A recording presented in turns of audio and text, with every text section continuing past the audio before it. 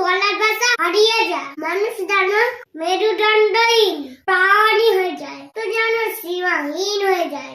গোলাপের সৌন্দর্যের প্রশংসা করার আগে তার কাটার ব্যাপারেও যেমন ভাবা উচিত, ঠিক এমনি ওকে বিশ্বাস করার আগে বিশ্বাস ভঙ্গের পরিণাম কি হবে সেটাও ভাবা উচিত।